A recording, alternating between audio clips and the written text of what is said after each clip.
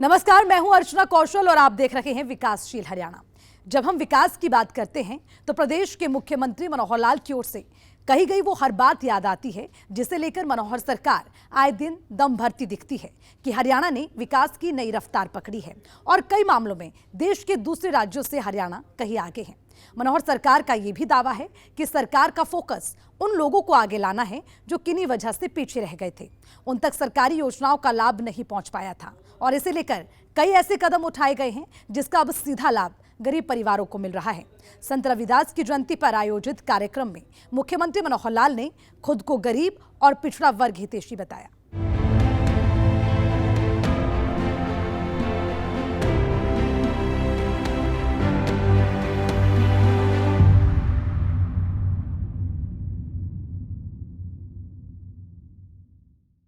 साल 2014 में जब से प्रदेश की कमान मनोहर लाल को मिली, गरीबों के अच्छे दिन लौटने शुरू हो गए।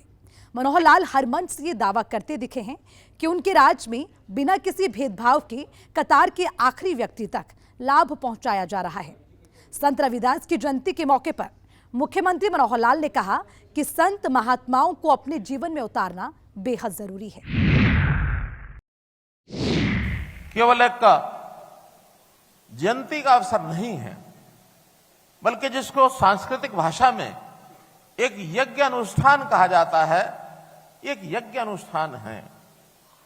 हम अपने ऐसे समाज को आज उनके साथ विचार विमर्श कर रहे हैं जिनकी एक बहुत बड़ी भूमिका अपने श्रद्धा पात्र गुरु रविदास जी की शिक्षा से आगे बढ़ते हुए इस देश और समाज की हम सेवा कर रहे हैं। और हमारे यहां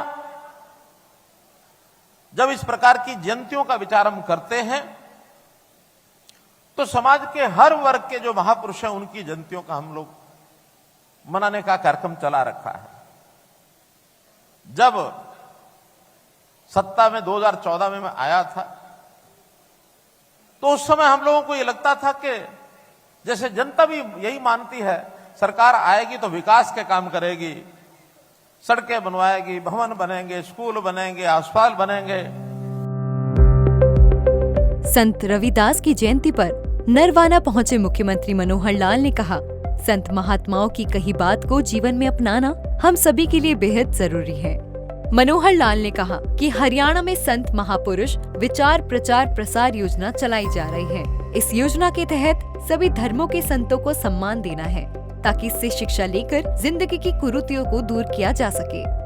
जब इस प्रकार की जयंतियों का विचार हम करते हैं तो समाज के हर वर्ग के जो महापुरुष हैं उनकी जयंतियों का हम लोग मनाने का कार्यक्रम चला रखा है।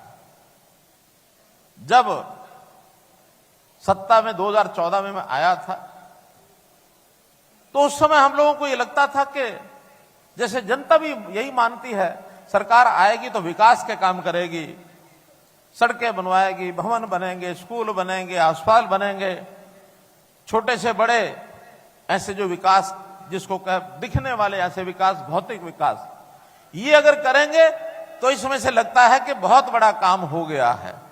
लेकिन जब आगे करते हुए हमें ध्यान में आया कि जनता का भी हमको बैठ जाओ अपने आप संभाल लेंगे जिनको संभालना है, तो जनता की जो स्तर है वो ऊंचा उठना चाहिए, उनका आर्थिक स्तर भी ऊंचा उठना चाहिए, उनका सामाजिक इस नाते से भी एक रूपता ये दिखनी चाहिए, आपस में बिना भेदभाव के और हम लोगों को आगे बढ़ना चाहिए। आखिर शिक्षा, आखिर संस्कार, जीवन के अंदर ऐसी चीजों पर भी उल्लेख करते हुए जब हमने विचार किया कि हमारे संत महापुरुष जो हैं उनकी शिक्षा, इस पर समाज चले, तो मैंने एक नई योजना बनाई, संत महापुरुष विचार प्रसार सम्मान योजना।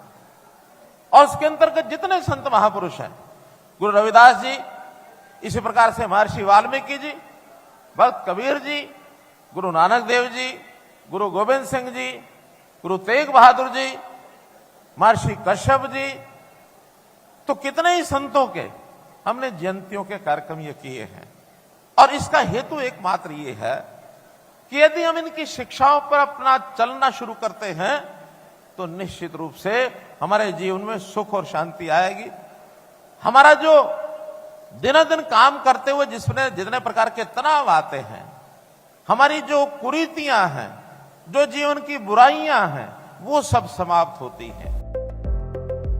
मुख्यमंत्री मनोहर लाल ने जात पात पर चोट करते हुए कहा कि हम सभी कर्मयोगी हैं और हमें कर्मयोगी बनकर ही जीना चाहिए, तभी समाज का कल्याण होगा। एक कहानी के माध्यम से मुख्यमंत्री मनोहर लाल ने पूरे प्रदेश को ये बताने की कोशिश की कि कैसे हमारा समाज कुरीतियों के दलदल में फंसा हुआ है और इससे निकलना हम सभी के लिए कितना जरूरी है। मित्र, एक कहानी सुनाता हूं मैं छोटी सी।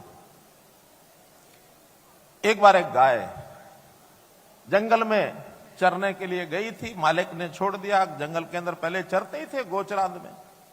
अचानक वहां एक शेर आ गया और शेर जो है गाय के पीछे दौड़ा। शेर का जंगल के अंदर कोई भी शिकार जो बनता है तो वो करता ही है। गाय आगे आगे दौड़ रही है, शेर पीछे पीछे दौड़ रहा है और अचानक देखते हैं कि वहां एक दलदल, एक झील में दलदल थी वहां, और दौड़ते हुए गाय ने छलांग लगाए, गाय उसमें धंस गई। जब गाय धंस गई तो पीछे पीछे शेर था। अब शेर ने भी अपना शिकार, उसको तो लगा मुझे गाय का शिकार करना है, आओ देखा नहीं ताओ देखा नहीं, उसने भी छलांग लगाई और वो भी उसमें धंस गया। अब दोनों धंस गए, दोनों लाचार थे, बाहर निकल नहीं पा रहे थे। काफी प्रयत्न करने के बाद भी जब नहीं निकल रहे थे तो गाय ने अचानक एक विचार आया, उसको विनम्रता का भाव मन में था। शेर को पूछा कि ठीक है, तुम मेरे पीछे दौड़ रहे थे, मेरा शिकार करने वाले थे, अब तो मैं भी फंस गई, तुम भी फंस गए। अच्छा बताओ, तुम्हारा कोई मालिक है जिसको तुम मानते हो? शेर कहता, ला मैं तो जंगल का शेर हूं, मेरा मालिक कौन हो सकता है? मैं तो राजा हूं। शेर जंगल का राजा ऐसा कहा जाता है, मेरा कोई मालिक वालिक नहीं है। लेकिन हैरान हुआ शेर के, गाय मेरे से प्रश्न पूछ क्यों रही है? तो पूछा कि गाय ये बताओ कि ये प्रश्न तुमने पूछा क्यों है? वो कहने लगे, मैंने इसलिए पूछा है कि तुम्हारा तो मालिक नहीं है, किसी कोई तुम्हारी चिंता नहीं करेगा, लेकिन मेरा मालिक घर में बैठा है और जब शाम तक घर नहीं पहुंचूंगी तो मेरा मालिक ढूंढते हुए आएगा, और जब ढूंढते हुए आएगा तो यहां तक भी पहुंचेगा, और जब पहुंचेगा तो वो जरूर मुझे यहां दलदल में फंसा देख करके अपने प्रयत्न करके मुझे निकाल लेगा, निकाल के घर ले जाएगा। तुम्हारा मालिक तो है नहीं, तुम यहीं गिर करके तुम सड़ जाओगे, मर जाओगे। बहुत चतुराई से उस गाय ने शेर को यह बता दिया कि मालिक जरूर सिर के ऊपर रखना चाहिए। मित्रों, भाइयों बहनों, हम भी देखा जाए तो आज कुरीतियां, जितनी बुराइयां उस दलदल में फंसे हुए हैं। हमको निकालने के लिए एक मालिक चाहिए, और वो मालिक हैं हम जो समाज बैठे हैं, संत शिरोमणि गुरुदास रविदास जी, ये हमारे मालिक हैं। मुख्यमंत्री मनोहर लाल ने कहा कि हमने अपने आवास का नाम संत कबीर कुटीर रखा है, और जब मैं अपने घर पहुंचता हूं तो इस नाम को पढ़कर एक शांति की अनुभूति होती है। संत रविदास के बारे में बताते हुए मुख्यमंत्री मनोहर लाल ने कहा कि वो एक महान व्यक्ति थे, वो कर्मयोगी थे, उनका जीवन संघर्षशील था। संत रविदास पाखंडों में भरोसा नहीं रखते थे और हमें संत रविदास के जीवन से बहुत सीखने की जरूरत है। ब्यूरो रिपोर्ट, सूर्या समाचार। मुख्यमंत्री मनोहर लाल का यह भी मानना है कि जब तक कतार में खड़े आखिरी व्यक्ति तक विकास की बयान नहीं पहुंचेगी, तब तक पूरे प्रदेश के विकास की कल्पना बेईमानी है। लिहाजा केंद्र और हरियाणा सरकार की ओर से गरीब कल्याण को पहली प्राथमिकता में रखकर काम किए जा रहे हैं। संत रविदास की जयंती पर अपने संबोधन में मुख्यमंत्री मनोहर लाल ने कहा कि गरीबों के हित हमारे लिए सर्वोपरि हैं। प्रधानमंत्री आवास योजना के तहत गरीबों के मकान बनाए जा रहे हैं। मनोहर लाल ने कहा कि अब तक प्रदेश में किसी बीपीएल परिवार को बेघर नहीं रहने दिया जाएगा। गरीब बच्चों को प्राइवेट स्कूल में मुफ्त शिक्षा दी जाएगी। मैंने तो रोहतक में पिछले दिनों में भक्त कबीर जी की जयंती के अवसर के ऊपर अपना मन निर्मल रहे तो मैंने घोषणा की थी, मुझे बहुत अच्छा लगा था, उसका असर भी मेरे ऊपर है। मैंने अपने आवास का नाम संत कबीर कुटीर उसका नाम रखा है। हर दिन जब उसमें प्रवेश करता हूं तो संत कबीर जी की दोहे, उनकी बातें वो याद आ जाती हैं। संत कबीरा खड़ा बाजार में, वो क्या है?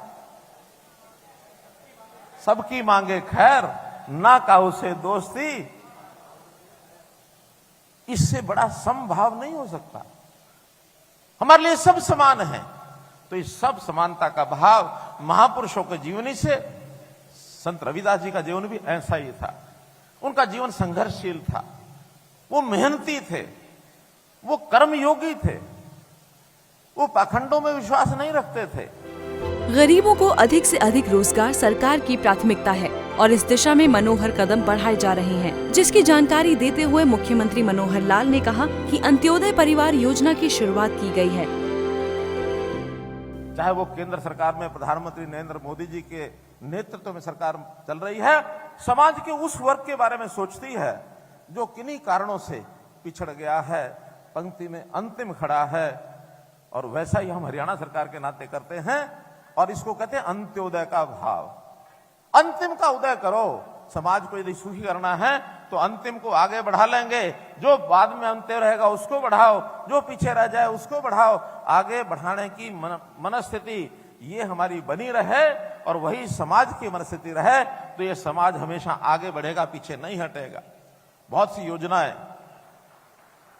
योजनाएं हमने प्रदेश के अंदर बनाई हैं। अब उसमें बहुत सी पहले बातें बताई जा चुकी हैं। आखिर हमारा गरीब समाज, इसके लिए मकान की आवश्यकता है, तो प्रधानमंत्री आवास योजना के अंतर्गत अभी तक 55,000 परिवारों को हम मकान दे चुके हैं।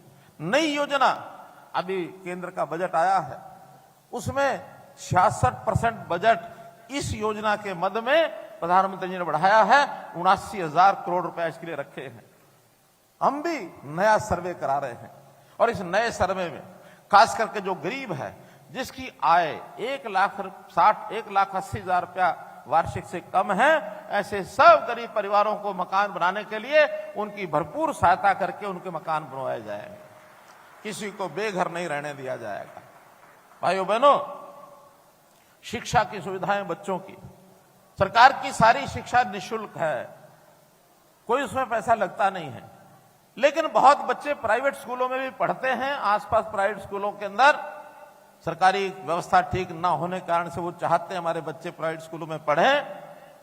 अब हो सकता है उनके अपने बच्चों को भी रीस लगती होगी पास पड़ोस में कि हमारा दूसरा साथी प्राइवेट स्कूल में जा रहा है, तो ऐसे गरीब बच्चे, उनकी जो फीस है वो भी प्राइवेट स्कूलों के हमने निर्धारित कर दी है कि प्राइवेट स्कूलों की फीस उनकी भी हम देंगे। चिराग योजना, इस अंतर्गत योजना बनाई गई है,